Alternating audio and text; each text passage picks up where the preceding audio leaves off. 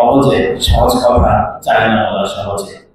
খুব সহজে মনে হচ্ছে ঐক্য, সংস্কার এবং নির্বাচন, কিন্তু এ পর্যন্ত যে আলোচনা হয়েছে, বিশেষ করে মাননীয় প্রধান উপদেষ্টার বক্তব্যের ভিডিও বক্তব্য, যদি এটি একটু পুরোটি শোনা যায় না, কিন্তু উনি যে বক্তব্য দিয়েছেন, ডক্টর আলী রিয়াজ যে বক্তব্য উপস্থাপন করেছেন, এবং বাংলাদেশের প্রধানতম রাজনৈতিক দলের মহাসচিব মির্জা ফখরুল ইসলাম আলমগীর এবং বাংলাদেশের বিধায়ক দল অর্থনীতিবিদ ডক্টর দেবপ্রিয় ভট্টাচার্য বলার পরে মোটামুটি আপনাদের আন্দাজ হয়ে গিয়েছে যে আজকের বিষয়বস্তু এবং কি ধরনের সংস্কার, ঐক্য এবং নির্বাচন প্রক্রিয়া কিভাবে হওয়া উচিত।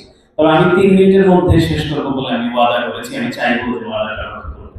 মুশকিল হয়েছে কি, আমরা ওয়াদা দিলে পরে ওয়াদা রক্ষা করি না। তো আমি যদি শেষ না করি আমাকে একটু বুঝা দিতে পারেন। তো আমি যখন জুম্মার নামাজে মাঝে মধ্যে যেতাম, মসজিদের ইমাম সাহেব যখন দোয়া করতেন, একটা দোয়া শুনতাম যে ইয়া আল্লাহ আমাদেরকে সবাইকে তুমি এক এবং নেক বানাও। তখন আমার মনে হচ্ছে, আমি নামাজ শেষে চিন্তা করতাম যে দ্বিতীয়টা হয়তো সম্ভব, কিন্তু প্রথমটা সম্ভব না। এক নেক হয়তো হয়ে যেতে পারে, কিন্তু এক হতে পারে না।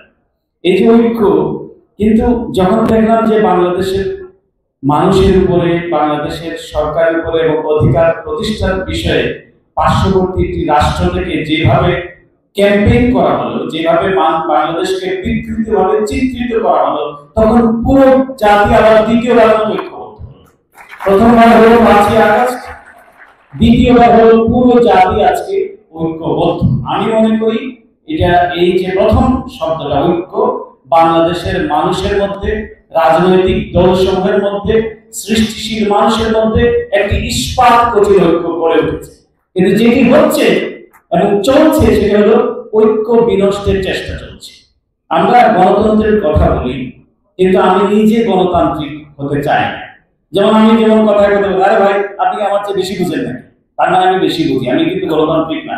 আরে ভাই আগে আমারটা শুনেন। এই যে অগণতান্ত্রিক, এবং আমরা এই যে সাম্য, মর্যাদা এসবের কথা বলি, কিন্তু আমি একটু উপরে থাকতে চাই, একটু প্রিভিলেজ থাকতে চাই। ছোট্ট ছোট্ট বিষয়, আপনি এলিভেটরের জন্য দাঁড়িয়েছেন লিফটের মধ্যে, কিন্তু আমি চাইবো আমি আগে উঠে যাবো, আমি একটু পোশাক আশাকে ভালো, আমি একটু বড় পদ।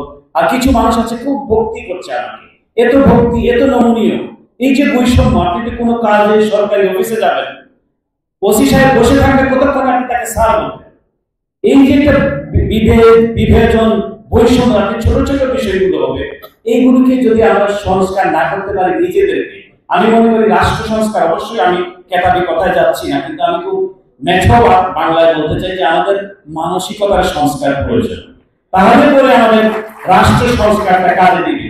না হলে পরে বিশাল আকারের বই পুস্তক হবে, অনেক সুন্দর সুন্দর কথা হবে। বাংলাদেশে কিন্তু আইনের কোনো অভাব নেই, কিন্তু অভাব হচ্ছে আইনের প্রয়োগে, এবং যারা আইন তৈরি করে তারাই আইন মানতে চায় না।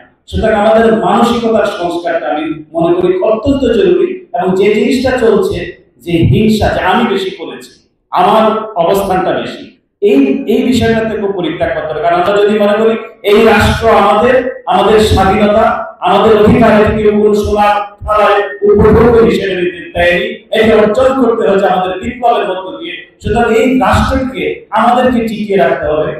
এই কারণেই আমাদেরকে সকলের প্রতি সহনশীল হতে হবে।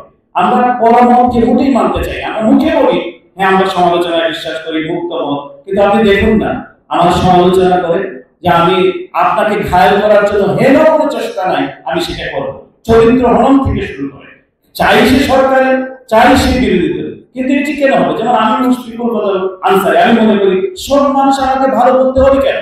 কিছু লোক আমাকে ভালো বলবে, কিছু লোক খারাপ হবে। যেমন আমি মজার ছলে পড়ে বিএনপির এক শীর্ষ নেতা ছিলেন তরিকুল ইসলাম, আল্লাহকে ব্যস্ত শিক্ষক, এক লোক এসে বলছে বস আমি কিন্তু আপনার খুব ভক্ত।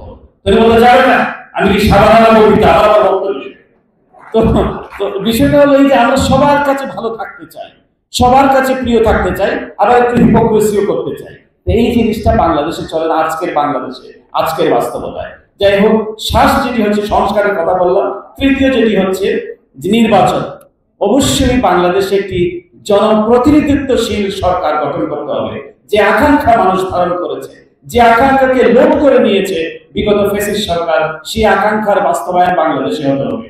বাংলাদেশ যাতে মানুষ যাতে তার প্রতিনিধি তার পবিত্র আমানত দিয়ে নির্বাচন করতে পারে, সেটি কিন্তু মানুষের সবচেয়ে বড় আকাঙ্ক্ষা, এবং সেই আকাঙ্ক্ষার বাস্তবায়ন বাংলাদেশে হতেই হবে, এটির কোনো বিকল্প নাই। কিন্তু ইলেকশন পর্যন্ত যাওয়া পর্যন্ত যে প্রথা এবং প্রতিষ্ঠানগুলো ধুমড়ে মুছে একাকার করে দিয়েছে, সেগুলো আমাদেরকে অবশ্যই ঠিক করতে হবে।